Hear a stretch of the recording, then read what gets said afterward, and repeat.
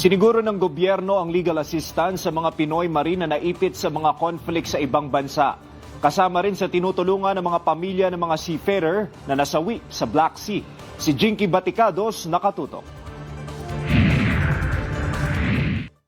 Ilang Pilipinong Marines ang naiipit sa mga conflict sa ibang bansa. Pero tiniyak ng gobyerno na hindi pababayaan ang kani-kanilang pamilya sa paghingi ng suporta at hustisya. Inatasan ni President Ferdinand R. Marcos Jr. ang Department of Migrant Workers na ibigay ang lahat ng posibleng legal assistance sa mga pamilya ng 2 Pilipinong seafarer na nasawi sa drone strike sa mga barkong naglalayag sa Northern Black Sea. Ipinag-utos ni Pangulo kay DMW Secretary Hans Leo Cacda na makipag-ugnayan sa pamilya ng 2 Pinoy.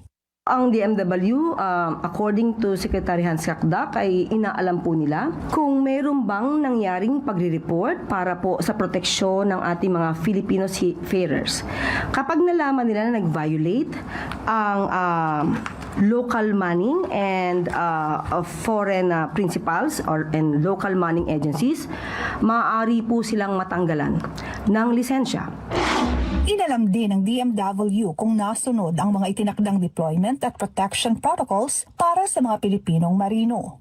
Kabilang ang tamang pag-uulat sa mga posibleng panganib sa mga conflict-affected areas. Itinuring namang magandang balita ng Malacanang ang matagumpay na pagtawid ng 4 na Philippine registered vessels sa Strait of Hormuz sa gitna ng tumitinding tensyon sa rehiyon.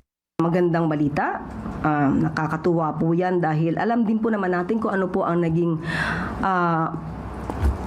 agreement natin sa bansang Iran.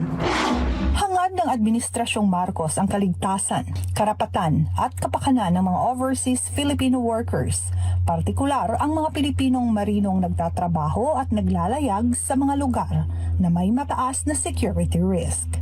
Jinky Baticados, IBC News.